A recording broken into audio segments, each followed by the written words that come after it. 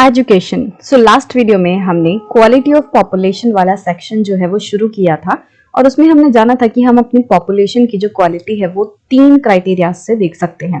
पहला था literacy rate, दूसरा था हेल्थ जो कि हम लाइफ एक्सपेक्टेंसी के थ्रू देखेंगे, और तीसरा था स्किल फॉर्मेशन। तो इन 3 क्राइटेरियाज के थ्रू हम जानेंगे कि हमारे देश की पॉपुलेशन क्वालिटी कैसी है। और इन जनरल अगर हमें किसी भी देश की पॉपुलेशन क्वालिटी को देखना होता है तो हम मोटे मोटे तौर पे इन 3 क्राइटेरियाज की मदद लेते हैं और जानते हैं कि वहां की क्वालिटी कैसी है पॉपुलेशन की। तो पहला जो हमारा क्राइटेरिया है एजुकेशन का वो हम शुरू करते हैं। इसमें हम जानेंगे कि किस तरीके से जो एजुकेशन है वो बहुत इंपॉर्टेंट रोल प्ले करती है किसी भी देश की पॉपुलेशन को क्वालिटेटिव बनाने में, और हमारे देश में क्या पोजीशन है अभी एजुकेशन की, कितने लोग लिटरेट हैं, कितने लोग नहीं हैं, कितने स्कूल्स हैं, कॉलेजेस हैं, ये सारी चीजें हम इस सेक्शन में देखेंगे। Sakal's education in the initial years of his life bore him the fruits in the later years in terms of a good job and salary. तो सकल की लाइफ के जो शुरुआती साल थे वो उसने कहाँ पे बिताए? वो स्कूल जाकर बिताए। मतलब जब सकल जो है 12 साल का हुआ तो उसके पेरेंट्स ने उसको स्कूल में डाल दिया।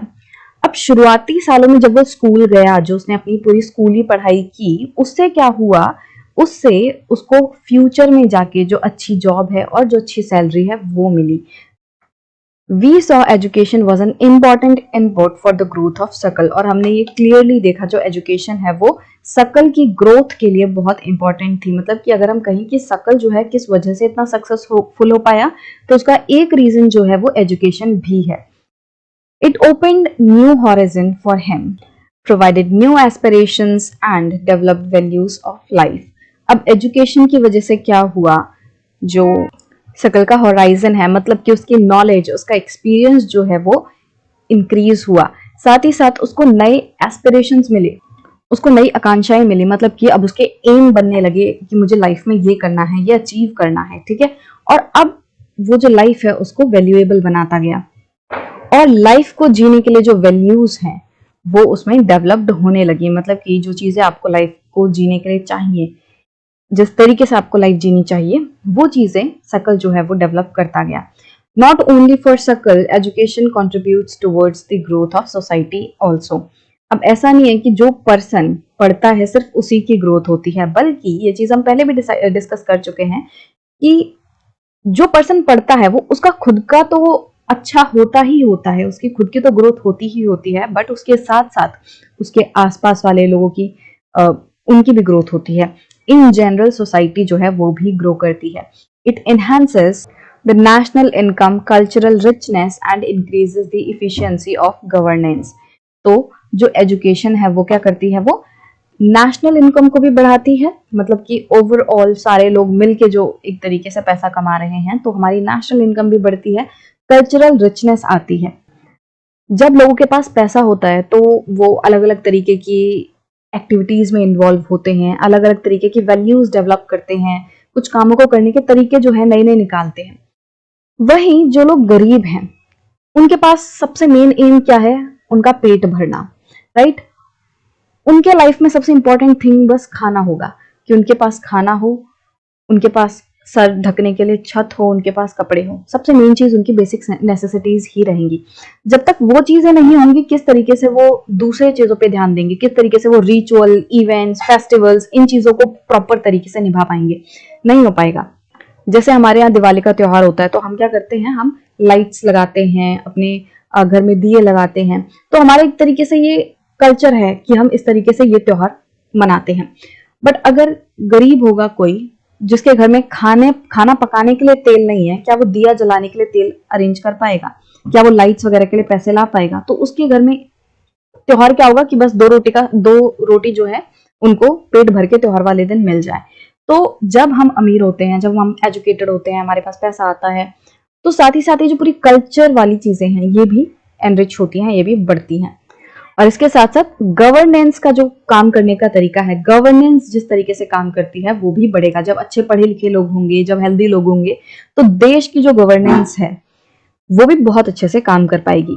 There is a provision made for providing universal access, retention and quality in elementary education with a special emphasis on girls. तो क्या किया गया है हमारे देश में? प्रोविजन बनाए गए हैं, रूल्स रेगुलेशंस बनाए गए हैं ताकि हमारे देश में यूनिवर्सल एक्सेस हो एजुकेशन की, मतलब कि सारे बच्चों को एजुकेशन प्रोवाइड की जा सके, रिटेंशन हो, एजुकेशन इस लेवल की होनी चाहिए, जो पूरा सिस्टम है वो ऐसा होना चाहिए कि ताकि जो बच्चे हैं वो रिटेंशन जो है उनका हो पाए, मतलब कि ऐसा ना हो कि बच्चे कुछ साल बाद ही स्कूल ड्रॉप कर दें, एक दो क्लास पढ़ी और वो स्कूल छोड़ दें, तो ये चीज नहीं होनी चाहिए। तो उसके लिए भी प्रोविजंस जो है बनाए गए हैं। इसके साथ साथ जो एलिमेंट्री एजुकेशन है उसकी क्वालिटी एजुकेशन हो, उसके लिए भी प्रावधान जो है बनाए गए हैं। अब इन सब के साथ साथ मतलब इन जनरल एजुकेशन बहुत इंपॉर्टेंट है और सारे बच्चों को प्रोवाइड करने की बात की गई है, बट एक स्पेशल एम्फेसिस डाला गया है, एक स्पेशल फोकस किया गया है गर्ल्स की एजुकेशन के ऊपर। There is also an establishment of pace setting of schools like Navodaya Vidyalaya in each district. अब क्या किया गया है कि हर एक डिस्ट्रिक्ट में नवोदय विद्यालय जो स्कूल हैं वो खोले गए हैं ताकि ये इंश्योर किया जा सके जो ज्यादा से ज्यादा बच्चे हैं वो बेटर एजुकेशन ले सके। Vocational streams have been developed to equip large number of high school students with occupations related to knowledge and skills। अब हुआ क्या है कि जैसे आपने भी कहीं पे सुना होगा वोकेशनल स्टडीज कर रहे हैं। अब वोकेशनल स्टडीज क्या है, मतलब कि जैसे किसी स्किल से रिलेटेड चीज है, जैसे पॉटरी वो एक वोकेशनल स्टडी में आएगा। मतलब वोकेशनल स्ट्रीम्स वो सारी चीजें हैं, वो वाले एक तरीके से स्ट्रीम्स हैं जहां पे जो लोग हैं वो कुछ स्किल एक्वायर करेंगे। कैसी स्किल? जिसमें कि वो खुद इन्वॉल्व हो, वो कुछ मैनुअली हाथ से करने वाले हैं। इसमें पढ़ाई लिखाई बहुत ज्यादा इन्वॉल्व नहीं है। मैंने एग्जांपल आपको पॉटरी का इसलिए दिया क्योंकि इसमें क्या है कि जो पर्सन है वो खुद हाथ से मटके बनाने सीखेगा। ठीक है, तो इस तरीके की जो स्टडीज है जिनमें लोग कुछ बनाना सीखते हैं, प्रैक्टिकली जो स्किल्स हैं वो एक्वायर करते हैं, तो वो सारी स्किल्स हैं वोकेशनल स्किल्स। और हुआ क्या है कि हमारे एजुकेशन सिस्टम में जो हाई स्कूल स्टूडेंट्स हैं उनको ये वोकेशनल स्ट्रीम्स का ऑप्शन दिया गया है, मतलब कि वो अपनी पढ़ाई में वोकेशनल सब्जेक्ट्स जो हैं वो इंक्लूड कर सकते हैं ताकि उनको किसी पर्टिकुलर ऑक्यूपेशन के बारे में, किसी पर्टिकुलर काम के बारे में उनको नॉलेज एंड स्किल मिल सके। The plan outlay on education has increased from ₹151 crore in the first plan to ₹99,300 crore in 2021। अब जब फर्स्ट टाइम एजुकेशन से रिलेटेड ये प्लान बनाए गए थे तब इसको पैसा कितना दिया गया था, मतलब इस पूरे प्लान को 151 करोड़ रुपए जो है वो एलोकेट किए गए थे। बट अगर हम अब बात करें हम 2021 ईयर की, अब इस साल में क्या हुआ है, इस टाइम तक आते आते ये जो पैसा है, ये जो पैसा हम इन्वेस्ट कर रहे हैं एजुकेशन में, जो गवर्नमेंट एलोकेट कर रही है एजुकेशन में इन प्लान्स में, वो कितना हो गया है 99,300 करोड़। तो मतलब अब हम बहुत बड़े लेवल पे एजुकेशन में इन्वेस्ट कर रहे हैं। The expenditure on education as a percentage of GDP rose from 0.64% in 1951-52 to 3.1% in 2019-2020। अब जो परसेंटेज ऑफ जीडीपी का हम देखें कि हमारे देश की जो जीडीपी है उसका कितना परसेंटेज हम एजुकेशन में खर्च कर रहे हैं। ठीक है, मान लो हमारे देश की जीडीपी 100 रुपए है, तो इन 100 रुपए में से कितना रुपए हम एजुकेशन के ऊपर लगा रहे हैं। तो 1951 एंड 52 वाला जो ईयर था उसमें 0.64% जो पैसा है जीडीपी का वो इन्वेस्ट किया गया था एजुकेशन के ऊपर। अब अगर हम 2019-20 में देखें तो ये जो परसेंटेज है जीडीपी का जो कि हम एजुकेशन में इन्वेस्ट कर रहे हैं वो बढ़कर 3.1% हो गया है। और पिछले कुछ सालों से ये 3% के अराउंड ही था, मतलब कि 2019-20 ईयर से पहले पिछले कुछ सालों से ये लगभग 3% ही बना आ रहा है। The budgetary estimate as stated in the budget documents of union state governments, Reserve Bank of India, the expenditure on education as a percentage of GDP has declined to 2.8% in 2020-21। अब अगर हम 2020 एंड 21 ईयर की बात करें तो उसमें ये estimate लगाया गया कि ये जो एक्सपेंडिचर है वो 2.8% हो जाएगा, मतलब कि घट जाएगा। मतलब कि क्या देखने मिल रहा है कि जो एक्सपेंडिचर 3% तक हो गया था वो घट के 2.8% हो गया 2020-21 में। इसका मतलब एजुकेशन पे जो पैसा खर्च होना चाहिए वो कम हो रहा है, इसके मतलब वो बढ़ना चाहिए, बट हो क्या रहा है, कम हो रहा है। The literacy rates have increased from 18% in 1951 to 85% in 2018। अब लिटरेसी रेट 1951 में कितने थे, 18% थे, मतलब कि देश की पॉपुलेशन के 18% ऐसे लोग थे जो कि पढ़ना लिखना जानते थे। अब वो चीज 2018 में बढ़कर कितनी हो गई है 85%। मतलब अब पॉपुलेशन के 85% लोग जो हैं वो लिटरेट हैं। Literacy is not only a right, it is also needed if the citizens are to perform their duties and enjoy their rights properly. अब लिटरेसी जो है वो सिर्फ और सिर्फ अधिकार ही नहीं है, मतलब कि आप पढ़ना लिखना सीखो, ये सिर्फ आपका अधिकार नहीं है, बल्कि ये आपके लिए बहुत जरूरी चीज है, आपकी नीड है, आपकी जरूरत है, ताकि आप अपनी जो ड्यूटीज हैं उनको सही तरीके से परफॉर्म कर सको, आप जो भी काम कर रहे हो वो सही तरीके से परफॉर्म कर सको। इसके साथ आपको जो भी राइट्स वगैरह मिले हैं उन्हें आप सही तरीके से एंजॉय कर सको। However, a vast difference is noticed across different sections of the population. अब इस लिटरेसी में हमारे देश में जो अलग अलग सेक्शंस हैं, पॉपुलेशन में जो अलग अलग तबके हैं, उनमें हमें एक डिफरेंस नजर आया। मतलब कि पॉपुलेशन ओवरऑल तो 85% लिटरेट है, बट अगर हम पॉपुलेशन की अलग अलग तबकों को देखें तो एक सेक्शन ऐसा है जो कि ज्यादा पढ़ा लिखा है और वहीं दूसरा सेक्शन ऐसा है जो कि कम पढ़ा लिखा है। मतलब कि ये जो लिटरेसी है वो देश में हर जगह इक्वल नहीं है, कोई हिस्सा ऐसा है जहाँ की लिटरेसी ज्यादा है और कोई पॉपुलेशन का हिस्सा ऐसा है जहाँ पे लिटरेसी कम है। Literacy among males is nearly 16.1% higher than females and it is about 14.2% higher in urban areas as compared to rural areas. तो लिटरेसी जो है आदमियों में 16.1% से ज्यादा है औरतों के मुकाबले। मतलब मान लो अगर औरतों में जो लिटरेसी है वो 10% है तो आदमियों की जो लिटरेसी है वो कितनी है, इसमें 16.1% ज्यादा। तो वो कितना हो गया, अभी 26.1% जो है वो कितनों की है, मैन की है। कि अगर टोटल औरतों में से सिर्फ 10% लोग, अगर औरतें जो है अगर वो पढ़ी लिखी हैं, तो अगर हम आदमियों का देखें तो टोटल मेल पॉपुलेशन में से 26.1% जो पॉपुलेशन होगी वो पढ़ी लिखी होगी। ये मैंने आपको एग्जांपल दिया है, एक्चुअल नंबर ये नहीं है 10% एंड 26%, ये तो मैंने आपको बस जो 16.1% ज्यादा है उसको समझाने के लिए दिया है। तो जो मेल की पॉपुलेशन की परसेंटेज है लिटरेसी के मामले में वो औरतों से 16.1% ज्यादा है। वहीं अगर हम अर्बन एंड रूरल एरिया के केस में देखें तो जो अर्बन एरियाज हैं वहां पे जो पॉपुलेशन है वो 14.2% ज्यादा लिटरेट है रूरल एरिया के मुकाबले। रूरल मतलब जो गांव वाला इलाका है और जो अर्बन मतलब जो शहर वाला इलाका है। As per 2011 census literacy rates varied from 94% in Kerala to 62% in Bihar. अब वहीं हम लिटरेसी रेट को स्टेट के कॉन्टेक्स्ट में देखें तो केरला जो स्टेट है वहां पे लिटरेसी रेट 94% है। मतलब कि केरला स्टेट की जो पॉपुलेशन है उसमें 94% लोग ऐसे हैं जो कि लिटरेट हैं। वहीं बिहार में टोटल पॉपुलेशन का सिर्फ 62% हिस्सा जो है वो लिटरेट है। The primary school system that is from 1 to 5 has expanded to over 7,78,842 lakh in 2019-20। मतलब कि जो प्राइमरी स्कूल्स हैं, मतलब कि 1 to 5 जो स्कूल्स हैं जहाँ पे 1 to 5 क्लासेस पढ़ाई जाती हैं वो 2019-20 में बढ़कर इतने हो गए हैं। मतलब 7,78,842 स्कूल्स जो हैं, इतने लाख स्कूल्स, ठीक है, आपको देखने मिलेंगे देश में। Unfortunately this huge expansion of schools has been diluted by the poor quality of schooling and high dropout rates. अब वैसे तो हमने इतने ज्यादा जो स्कूल्स हैं वो खोल लिए हैं, बट वो क्या रहा है, इनका जो फायदा मिलना चाहिए था वो नहीं मिल रहा है। मतलब इतने ज्यादा स्कूल खोलने से जो हमें बेनिफिट होना चाहिए था वो नहीं हो रहा है, क्योंकि यहाँ पे जो क्वालिटी है स्कूलिंग की, जो पढ़ाई की क्वालिटी है वो बहुत अच्छी नहीं है, पुअर क्वालिटी है। और बच्चे जो है वो बहुत बड़े लेवल पे ड्रॉप आउट जो है करते हैं। ड्रॉप आउट मतलब कि मान लो जो बच्चे हैं वो पूरी स्कूलिंग नहीं कर रहे हैं, उन्होंने 1 और 2 क्लास पढ़ी, उसके बाद उन्होंने स्कूल छोड़ दिया, फिर अपनी पढ़ाई पूरी नहीं की, तो ड्रॉप आउट रेट जो है वो बहुत ज्यादा देखने मिलते हैं। Sarva Shiksha Abhiyan is a significant step towards providing elementary education to all children in the age group of 6 to 14 years by 2010।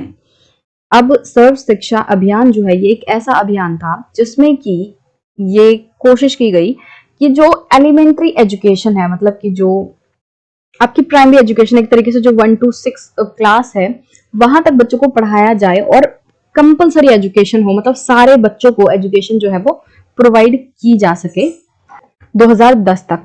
ये सर्व शिक्षा अभियान का एम था। It is a time bound initiative of the central government. अब ये जो इनिशिएटिव है सर्व शिक्षा अभियान, ये टाइम बाउंड है, मतलब कि उन्होंने टाइम जो है निर्धारित किया है कि 2010 तक हम ऐसा कर लेंगे। In partnership with the states, the local government and the community for achieving the goal of universalization of elementary education। तो ये जो सर्व शिक्षा अभियान है ये सेंट्रल गवर्नमेंट ने शुरू किया, बट किसके साथ मिलके, जो स्टेट गवर्नमेंट्स हैं और जो लोकल गवर्नमेंट्स हैं, जो पंचायती राज इंस्टीट्यूशंस हैं, म्युनिसिपल कॉर्पोरेशंस हैं, उन सबके साथ मिलके उसने ये एम किया सेंट्रल गवर्नमेंट ने कि वो 2010 तक यूनिवर्सल एलिमेंट्री एजुकेशन जो है करवा देगी, मतलब सारे बच्चों को यूनिवर्सलाइजेशन होगा एलिमेंट्री एजुकेशन का, सारे बच्चों को जो एलिमेंट्री एजुकेशन है वो मिलेगी। Along with it bridge courses and back to school camps have been initiated to increase the enrolment in elementary education. अब इस अभियान के साथ जो है क्या हुआ है, इसके साथ और भी दूसरे जो चीजें हैं वो शुरू की गई हैं, जैसे कि ब्रिज कोर्सेज शुरू किए गए, ऐसे कोर्सेज शुरू किए गए जिनसे कि बच्चे जो हैं उनकी और नॉलेज बढ़े और स्किल बढ़े। और बैक टू स्कूल कैंप्स, इस तरीके के जो इनिशिएटिव्स हैं कि बच्चे वापस स्कूल में आए, जिन्होंने ड्रॉप आउट कर दिया है वो वापस स्कूल में आए, इस तरीके के इनिशिएटिव्स जो हैं वो लिए हैं ताकि एलिमेंट्री एजुकेशन जो है बच्चों की इंक्रीज हो सके। Mid day meal scheme has been implemented to encourage attendance and retention of children and improve their nutritional status. अब इसी तरीके से एक स्कीम है मिड डे मील की, ये जो स्कीम है ये इसलिए इम्प्लीमेंट की गई ताकि जो बच्चे हैं उनकी अटेंडेंस बढ़े, बच्चे स्कूल में आएंगे ही नहीं तो पढ़ेंगे कैसे।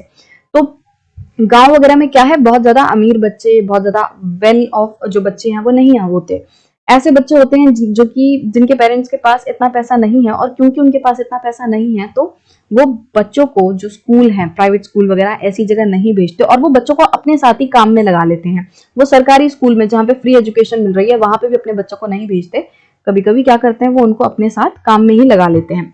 तो बच्चों को इनकरेज करने के लिए कि वो स्कूल आए, अटेंड करें स्कूल, उसके लिए ये मिड डे मील जो स्कीम है वो लाई गई ताकि जो बच्चे हैं वो खाने के लुभाव में आए। और इससे क्या होगा, इससे ये भी फायदा होगा कि बच्चों की जो न्यूट्रिशनल रिक्वायरमेंट है वो भी पूरी होगी, बच्चों को एक अच्छा खाना मिलेगा।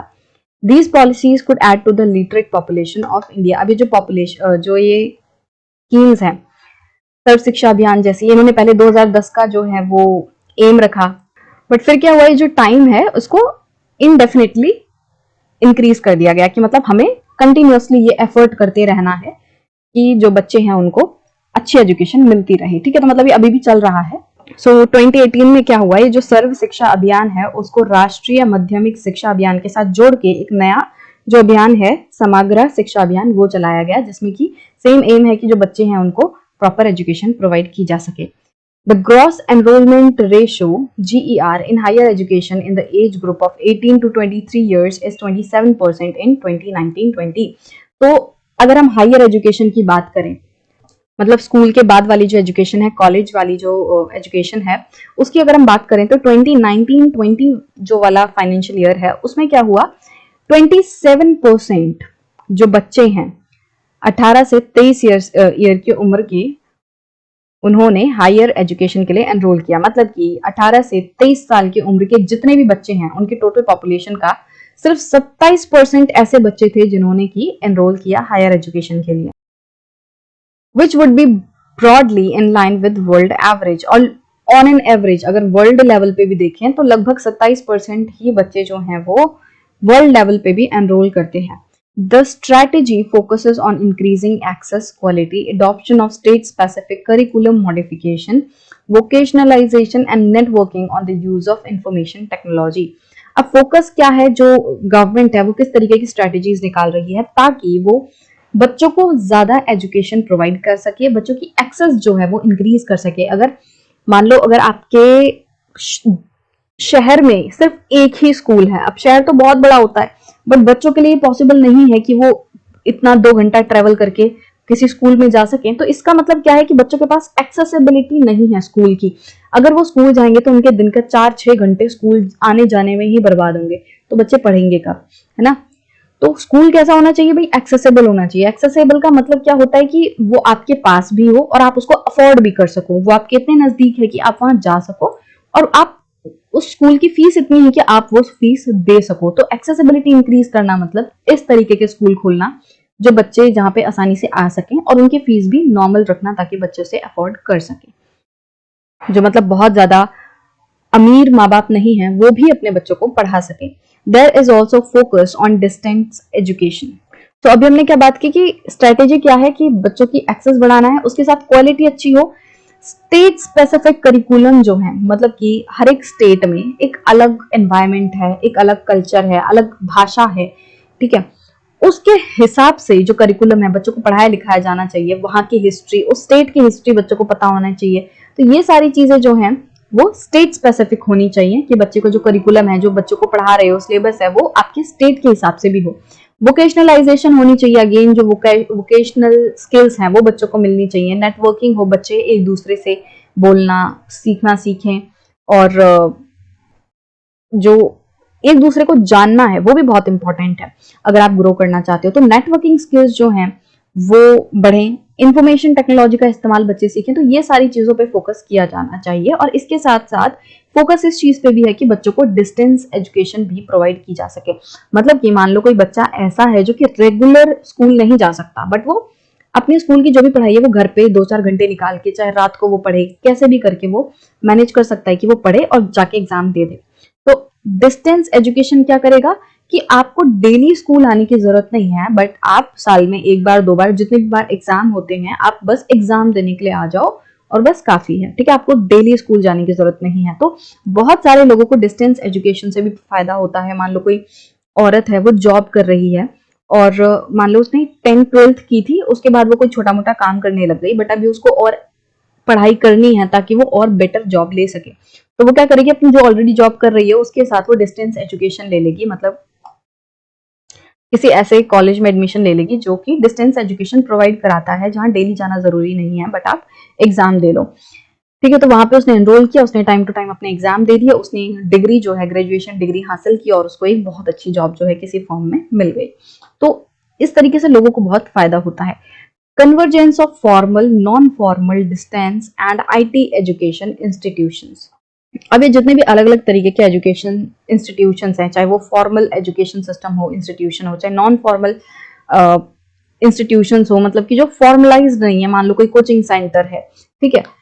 इसी तरीके से डिस्टेंस एजुकेशन है, आईटी एजुकेशन है, इंफॉर्मेशन टेक्नोलॉजी जो है आज के जमाने में बहुत इंपॉर्टेंट है। आपको कंप्यूटर चलाना आना चाहिए, आपको इंटरनेट चलाना आना चाहिए, आपको ये सारी जो डिजिटल नॉलेज है वो आपको होनी चाहिए। तो ये सारी चीजों की जो कन्वर्जेंस है, इनको एक साथ लाना, ये बहुत इंपॉर्टेंट है।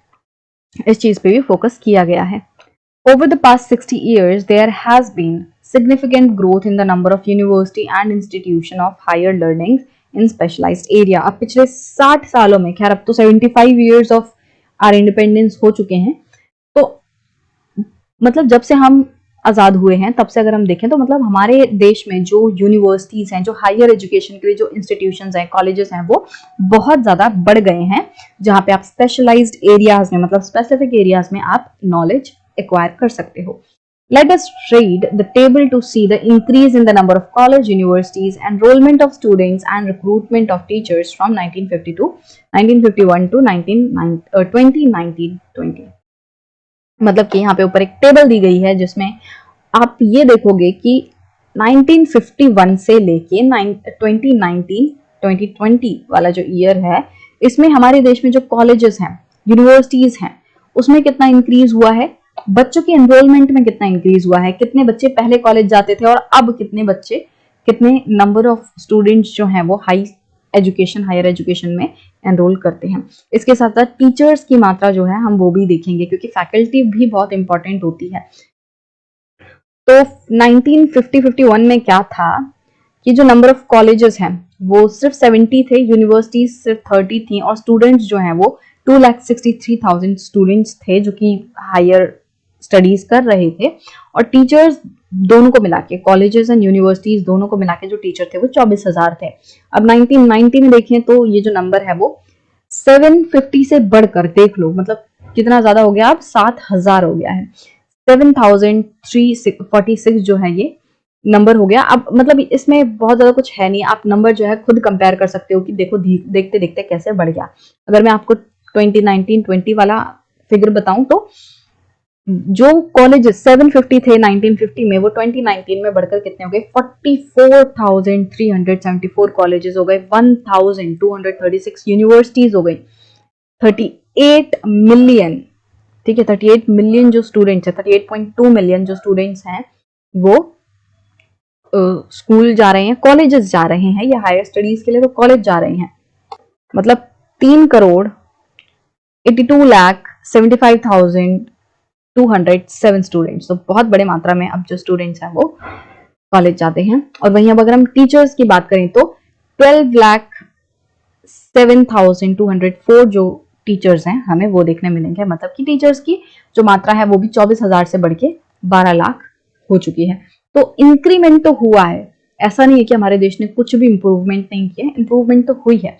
बट ये जो नंबर्स में हम इंप्रूवमेंट देख रहे हैं कि हाँ इतने स्कूल्स बढ़े, इतने कॉलेजेस बढ़े, ये तो अच्छी बात है। बट जो की चीज अभी हमने फोकस भी की थी प्राइमरी एजुकेशन को लेकर, वही सेम चीज कहीं ना कहीं हायर एजुकेशन पे भी लागू होती है कि बहुत सारे ऐसे एजुकेशन इंस्टीट्यूशंस हैं जो कि क्वालिटी नहीं दे पा रहे हैं। हमारे जैसे आईआईटी और आईआईएम्स, ये सारे कुछ हैं गवर्नमेंट कॉलेजेस वगैरह की अगर हम बात करें तो ये ऐसे हैं जो कि बहुत सुपीरियर माने जाते हैं, बहुत प्रेस्टिजियस माने जाते हैं और इनमें जो एजुकेशन क्वालिटी है बहुत अच्छी है। बट जो दूसरे हैं वो ऐसे हैं कि जहाँ पे बच्चे इतनी जल्दी नहीं जाना चाहते क्योंकि वहां पे उन्हें लगता है कि क्वालिटी एजुकेशन नहीं है। तो हमें हमारे जितने भी एजुकेशन इंस्टीट्यूशंस है, जितने भी कॉलेजेस हैं, यूनिवर्सिटीज है, वो इस तरीके से बनाने चाहिए जहाँ पे बच्चों को ऐसी स्कूलिंग, ऐसी जो नॉलेज है, स्किल है वो मिले, जिसके बाद बच्चे कॉलेज खत्म होते ही एटलीस्ट जॉब ले सके। हमारे देश में अनएम्प्लॉयमेंट रेट का एक रीजन ये भी है कि बच्चे जो कॉलेजेस वगैरह जा रहे हैं, जो नॉलेज गेन कर रहे हैं, उनमें ऐसी एजुकेशन सिस्टम उन्हें नहीं मिल रहा, ऐसी एजुकेशन उन्हें नहीं मिल रही जो कि मार्केट के लिए रेलिवेंट हो। मतलब कि वो पढ़ लिख के तो निकल रहे हैं पर मार्केट को और ऊंचा लेवल चाहिए। मार्केट मतलब कि जॉब मार्केट जो है उसमें और ज्यादा एजुकेटेड लोग चाहिए और अलग तरीके की स्किल्स चाहिए जो कि हमारे कॉलेजेस एंड यूनिवर्सिटीज में बड़े लेवल पे नहीं दी जा रही। तो हमें ये जो नंबर बढ़ रहा है, इंफ्रास्ट्रक्चर बढ़ रहा है, अच्छी बात है, बट हमें क्वालिटी पे भी बहुत फोकस करना होगा। अब यहाँ पे इसी तरीके से ग्राफ जो है वो दे रखा है लिटरेसी को लेकर के। लिटरेसी रेट जो है वो ईयर वाइज कितना बढ़ा है, 1951 में कितना था और ये 2018 में बढ़ते बढ़ते कितना हो गया। तो यहाँ ब्लू से टोटल पर्सन्स की दिखाई गई है कि टोटल पॉपुलेशन का कितना है, मेल की परसेंटेज दिखाई गई है और फीमेल की परसेंटेज दिखाई गई है। मेल एंड फीमेल मतलब कि हमारे देश में जितने मेल हैं अगर हम सिर्फ उनको देखें तो उनमें से कितने एजुकेटेड हैं, लिटरेट हैं, और फीमेल की बात करें तो जितनी फीमेल है हमारे देश में उन फीमेल्स में से कितनी फीमेल्स लिटरेट हैं। तो ब्लू वाला मेल फीमेल दोनों को मिला के जो लिटरेट लोगों की परसेंटेज बनेगी वो बताता है। तो परसेंटेज में ये कंफ्यूज नहीं होना नंबर में कि जो दोनों को मिला के है वो नीचे क्यों है, मेल का ऊपर क्यों है, तो ये परसेंटेज है, ठीक है। दोनों को मिला के जो परसेंटेज बनेगी वो इतनी परसेंटेज है। अब यहाँ पे एक छोटा सा बॉक्स दिया हुआ है। So human being is a positive asset and a precious natural resource which needs to be cherished, nurtured and developed with tenderness and care coupled with dynamism। तो ये जो हमारी नेशनल एजुकेशन पॉलिसी है उसमें ये बात कही गई थी, नेशनल एजुकेशन पॉलिसी 1986 की, उसमें ह्यूमन बीइंग के बारे में ये बात बोली गई है कि ह्यूमन बीइंग जो है, इंसान जो है वो बहुत ही अच्छे पॉजिटिव एसेट हैं और ये एक बहुत ही प्रेशियस कीमती नेचुरल रिसोर्स हैं जिनको कि हमें चेरिश करना चाहिए, जिनकी सराहना करनी चाहिए, इनको प्यार से पालना पोसना चाहिए, बड़ा करना चाहिए। और ये बहुत ही टेंडरनेस होते हैं, मतलब कि ये बहुत कोमल है, इनको बहुत ही कोमलता से नर्चर करना चाहिए, पालना चाहिए और इनकी ध्यान से देखभाल करनी चाहिए। कपल्ड विद डायनामिज्म मतलब बहुत एनर्जी से, बहुत ज्यादा स्ट्रेंथ से जो ये ह्यूमन बींग्स हैं उन्हें हमें पालना पोसना है, बड़ा करना चाहिए, इनके साथ इस तरीके से पेश आना चाहिए। Each individuals growth presents a different range of problems and requirements. अब जब हम किसी भी एक पर्सन को देखते हैं और जब वो ग्रो करता है तो उसकी अपनी प्रॉब्लम्स होती हैं, उसकी अपनी जरूरतें होती हैं। The catalytic action of education in this complex and dynamic growth process needs to be planned meticulously and executed with great sensitivity. मतलब जो एजुकेशन है जो कि एक तरीके से कैटलिस्ट है, कैटलिस्ट मतलब कि जो कि किसी भी प्रोसेस को तेज कर देता है, उसको और बढ़ा देता है। तो जो किसी भी पर्सन की ग्रोथ है उसको तेज करने में, उसको बड़ा करने में एजुकेशन बहुत मदद करती है। तो जो एजुकेशन है उसको बहुत ध्यान से प्लान करना चाहिए, मतलब ध्यान से उसको बनाना चाहिए। जो भी हमारा एजुकेशन सिस्टम है उसको बहुत ध्यान से बनाना चाहिए और फिर उसे बहुत ही प्यार से, सेंसिटिविटी से इम्प्लीमेंट करना चाहिए।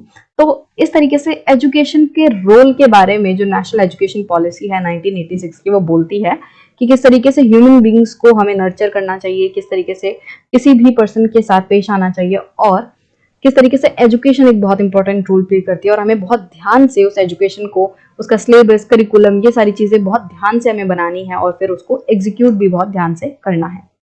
अब यहाँ लेट्स डिस्कस वाले सेक्शन में जो टेबल है उससे रिलेटेड कुछ क्वेश्चंस जो हैं वो दिए हुए हैं।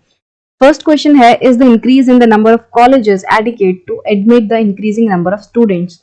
अब यहाँ पे देखो कॉलेजेस वगैरह में इंक्रीज तो हो रहा है, बढ़ तो रहे हैं, बट क्या ये जिस नंबर से ये बच्चे, मतलब जो स्कूल हैं, कॉलेजेस हैं, यूनिवर्सिटीज हैं, जिस नंबर से बढ़ रहे हैं, क्या वो बढ़ते हुए स्टूडेंट्स को केटर करने के लिए पर्याप्त हैं? अब जब हम नॉर्मली बच्चों को देखते हैं, बच्चे अपने हाई स्कूल के बाद, मतलब कि 11th-12th के बाद जब कॉलेज के लिए वो एडमिशन लेने जाते हैं तो अलग अलग एग्जाम देते हैं और बहुत ज्यादा मारामार होती है, बहुत ज्यादा कंपटीशन रहता है और सीट्स जो हैं वो कॉलेजेस में बहुत कम रहती हैं। इसका मतलब कि जो बढ़ते स्टूडेंट्स हैं, जो नंबर ऑफ स्टूडेंट्स हैं वो बहुत ज्यादा है और उनको केटर करने के लिए, सही से केटर करने के लिए हमारे जो कॉलेजेस हैं, यूनिवर्सिटीज हैं वो कम हैं और बढ़ाने की जरूरत है। उसके बाद अगला क्वेश्चन क्या है, do you think we should have more number of universities? तो हमें थोड़ी और यूनिवर्सिटीज की जरूरत बिल्कुल है ताकि जो बच्चे हैं वहां पे सही तरीके से अच्छी क्वालिटी जो एजुकेशन है वो ले पाए। उसके बाद थर्ड क्वेश्चन है, what is the increase noticed among the teachers in the year 2015-16? अब अगर हम टीचर्स को देखें तो जो ईयर 2015-16 है उसमें टीचर्स की मात्रा में कितना इंक्रीज हुआ है? तो 14-15 में कितने टीचर्स थे? 12,61,350 थे। अब वही 15-16 में कितने हो गए? 14,38,000 जो टीचर्स हैं वो हो गए हैं। तो टोटल इंक्रीज कितने का हुआ? 1,76,650 टीचर्स का इंक्रीमेंट जो है वो हुआ। आपको कुछ नहीं करना था, बस 14,38,000 में से माइनस करना था 12,61,350 को, तभी हमें पता चल जाएगा कि 14-15 से 15-16 में कितने टीचर्स का इंक्रीमेंट हुआ है, कितने टीचर्स की मात्रा बढ़ी है। What is your idea about future colleges and universities? तो ये चीज हम ऑलरेडी डिस्कस कर चुके हैं कि जो फ्यूचर कॉलेजेस एंड यूनिवर्सिटीज हैं वो क्वालिटी एजुकेशन पढ़ाएं, ऐसी एजुकेशन दें लोगों को, बच्चों को, जो कि मार्केट ओरिएंटेड हो, जिन चीजों की मार्केट में डिमांड है, जो भी चेंजेस मार्केट में हो रहे हैं।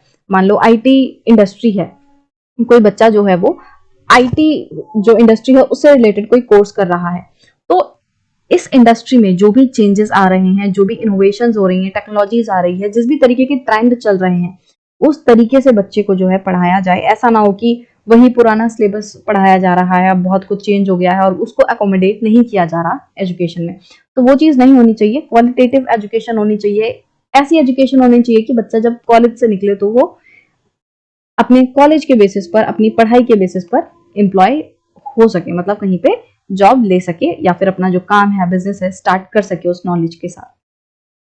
अब नेक्स्ट वीडियो में हमारा जो नेक्स्ट पैरामीटर है क्वालिटी को जानने का पॉपुलेशन की, वो है हेल्थ, उसको हम डिस्कस करेंगे।